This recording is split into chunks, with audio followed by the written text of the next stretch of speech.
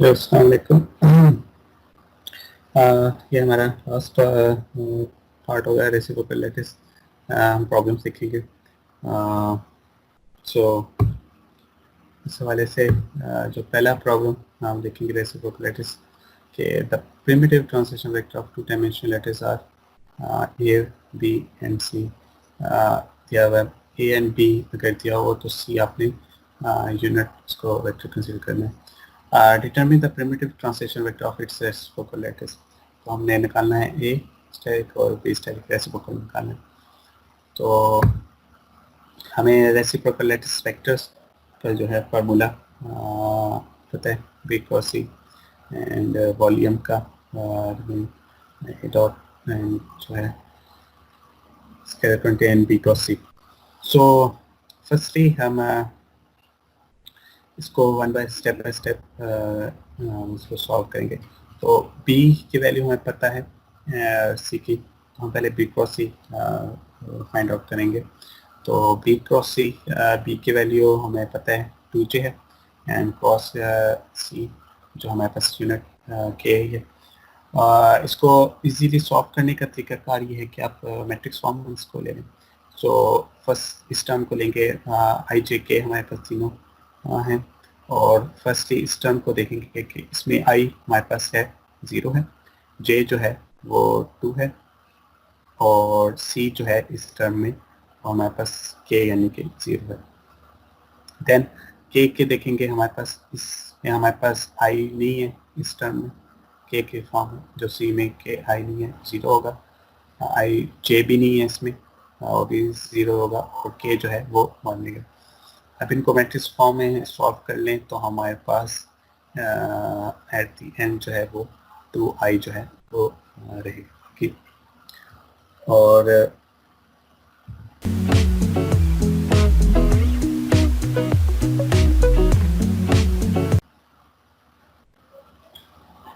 Okay, then okay fine. सो ए हमें पता है यहाँ पर वो 2i प्लस जे है, और बी क्रॉस सी जो है वो हमने ये निकाल लिया, जो कि हमारे पास 2i की वैल्यू जो है वो आ गई। इनको सॉल्व कर लें तो मल्टीप्लाई करें तो आई डॉट जे जो होता है, ओके नो दिस सिंपल 2 और आई डॉट आई जो है डॉट प्रोडक्ट, तो आई डॉट आई जो है वो 1 के बराबर होता है। इन केस ऑफ जे तो आई डॉट जे या जे डॉट आई जो है वो आपका 0 होगा। सो हमारे पास आई डॉट आई 1 के बराबर होता है, तो हमारे पास जो वी है नीचे जो वैल्यू आ गई वो 4 आ गई। अब हम ऊपर बी क्रॉस सी जो निकालेंगे सॉल्व। सो बी क्रॉस सी इसको सॉल्व करने का इजी मेथड यही है, और यहाँ से हमें इसको एक ही दफ़ा सॉल्व करने की ज़रूरत है, क्योंकि बी क्रॉस सी यहाँ पर है एंड देन बी क्रॉस सी हमारे पास। तो इसको आगे फर्दर लेके चलेंगे हम। ओके या इट्स सेम। सो हमारे पास 2i जो है वो बी क्रॉस सी 2i आ गया है, नीचे हमारे पास 4 था जो हमने इसकी वैल्यूज़ पीछे सॉल्व की।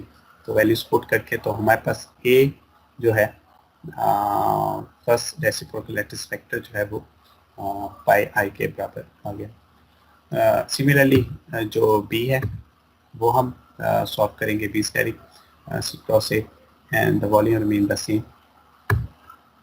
तो इस केस में हमने देखना है कि वॉल्यूम हमारा वही रहेगा 4 जो हमने पहले निकाल चुके हैं। सी क्रॉस ए निकालना है, सी क्रॉस ए निकालने का तरीका वही कि सी हमारे पास वैल्यू के है एंड ए हमारे पास 2i प्लस जे है। मैट्रिक्स की फॉर्म में से इस तरह इजीली सॉल्व कर लें आई जे के। यहाँ पर हमारे पास आई इस टर्म में जो है वो 0 है, जे भी इस तरह ही है 0 है, और के जो है वो हमारे पास 1 आ गया। सिमिलरली आई जो है इस केस में हमारे पास 2 है, जे की वैल्यू अगेन 1 है, और के जो है इस टर्म में नहीं है और वो होगी -0। इसको आप सॉल्व कर लें तो हमारे पास -i प्लस 2j वैल्यू आ जाएगी सी क्रॉस ए की। इसको सॉल्व करें प्लस माइनस, तो हमारे पास फाइनल जो वैल्यू आ जाएगी बी स्टैटिक की वो आ जाएगी -π/2 2i प्लस 5j। और अब इधर से हमारे पास दो वैल्यूज आ गई जो हमने निकालनी थी, ए स्टेरिक की बी स्टेरिक की, ठीक है, जो कि हमारे पास रेसिप्रोकल लैटिस यही हमें फाइंड आउट करने को कहा गया था कि determine the primitive translation vector of its reciprocal lattice. तो रेसिप्रोकल लैटिस वेक्टर जो है हमने वो निकाल लिए, okay, a asterisk and b asterisk. अच्छा, फाइनल चीज जो है वो ये है कि आपने इनको ड्रॉ भी करना है, ओके। सो ड्रॉ करने का तरीका ये है कि आपने दोनों ड्रॉ करने, जो हमें क्वेश्चन में गिवन था ए स्टेट और सॉरी ए डायरेक्ट एक्सिस का और बी भी डायरेक्ट एक्सिस का, ठीक है। ये आपके i direction and j this minus i and minus a, जो हमने टू डायमेंशन की बात की, हम जी नहीं ले रहे तो सिंपल इसको ड्रॉ करेंगे। सो ए को हम ड्रॉ कैसे करेंगे, इट्स मीन 2i, यानी कि मैग्नीट्यूड 2 है और आई की तरफ वेक्टर्स, तो ये हमारा डायरेक्ट एक्सिस में हम आएगा हमारे पास 2i प्लस जे, जो है वो ये वाला पॉइंट बनेगा। किस तरह से कि 2 आपका आप आई फिर के ये और जे जो है वो 1 है, तो 1 आपका ये वाला बन गया। सो ये वाला मैं आपको ओके इसी से बना दूँ, ये 2i आप इस डायरेक्शन में गए एंड 1 जो है वो जे इस डायरेक्शन में गए, रिजल्टेंट जो वेक्टर आपका वो ये बन गया, ओके। ये इम्पोर्टेंट है पेपर के पॉइंट ऑफ व्यू से भी, तो ये आपने ड्रॉ भी करना होगा और उसे सिंपल है, आसान है इसको, ओके। फर्स्ट टर्म आपका ये बन के 2i प्लस जे, बी कैसे आएगा, ओके, बी इज समथिंग जो है वो जे 2j, तो वो आपका ये 2 जो है ये वाला पॉइंट जो है वो आपका 2j जो है वो बन जाएगा बी, ओके। सो अब ये जो आपका बेसिक जो यूनिट सेल है वो आपका इस तरह से बन जाएगा, आपका जो डायरेक्ट लैटिस में not primitive but is just basic जो यूनिट सेल है वो आपका बन जाएगा ए के साथ और बी के वेक्टर्स को ड्रॉ करके। अब हम बनाएंगे जो हमने निकाले थे रेसिप्रोकल लैटिस वेक्टर्स, जो कि ए स्टैटिक था ट्रांसलेशन वेक्टर और बी स्टैटिक था। ए स्टैटिक पाई जो है, पाई की वैल्यू क्या होती है 3.1 फॉर समथिंग, तो वो हम यहाँ पर हमारे पास 3.14 जो है वो समथिंग और है यहाँ पर आएगा इस पॉइंट, ठीक है। तो पहला जो ए स्टैटिक जो है वो ड्रॉ होगा हमारे पास रेसिप्रोकल लैटिस वेक्टर में, वो ये वाला होगा,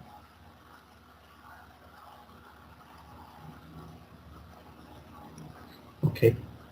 सो ये आपका पहला जो है रेसिप्रोकल लैटिस वेक्टर जो है वो ए स्टैटिक जो है पाई आई बन गए, जे इसमें नहीं है तो आई ही रहेगा। नेक्स्ट क्या है बी स्टैटिक, जो कि है pi by 2 I, pi by 2 मतलब 3.14 डिवाइड बाई 2 और ये माइनस नेगेटिव डायरेक्शन में है, तो इट्स समथिंग 1.5 और समथिंग होगा। So okay, so firstly 3.14 divide by 2 वो आएगा हमारे पास 1 पॉइंट समथिंग 54, वो 1.54 यहाँ पर होगा एंड देन पाई जे यानी कि 3.14 जे डायरेक्शन में, तो वो हमारे पास ये वाला पॉइंट जो होगा बनेगा। तो यहाँ पर रिजल्ट जो वेक्टर होगा वो हमारे पास जे वाला आएगा 3.14 जे डायरेक्शन में, ओके। सो ग्राफ इतना से ड्रॉ करना है, तो ये आपके पास आ गया बी स्टैटिक, यानी कि बी जो है रेसिप्रोकल लैटिस वेक्टर है वो आपके पास ये आ गया। सो आपका जो इसमें जो सेल बन जाएगा वो आपका इस फॉर्म में बन जाएगा ये।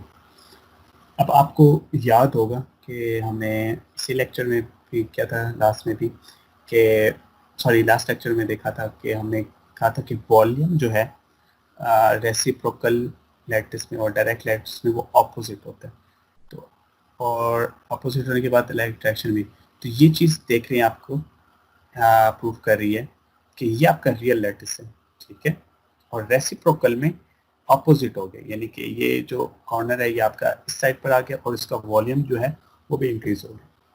तो यही बात आपने की थी कि डायरेक्ट में अगर वॉल्यूम कम है तो रेसिप्रोकल में ज़्यादा हो जाएगा, और रेसिप्रोकल में अगर डायरेक्ट में अगर ज़्यादा है तो रेसिप्रोकल में इन्वर्स उसका समान है।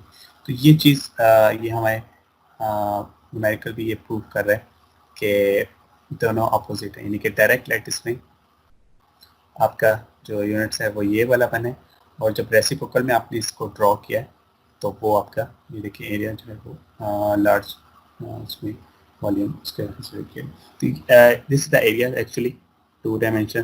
तो अगर आप इसको 3 डायमेंशन में करेंगे क्यूबिक तो वो आपका वॉल्यूम इतना से वो इंक्रीज कर देगा। तो ये आप देखिए एरिया जो है वो बढ़ गया उसका।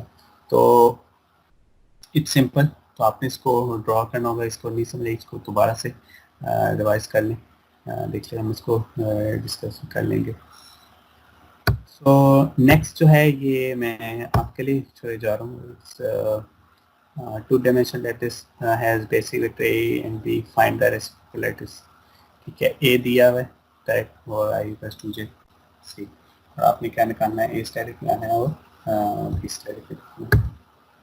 तो रेसिप्रोकल लैटिस वेक्टर्स में उसी तरह आपने ये मैंने आंसर ऐसे दे दी, लेकिन आपने खुद निकालना है इसको, ए की वैल्यूज पुट करके एंड बी की उसी तरह सिमिलरली, और फिर एट द एंड आपने इसको ड्रॉ भी करना है। ठीक है, सो मेरे ख्याल से अभी ये देखिए काफ़ी है प्रॉब्लम।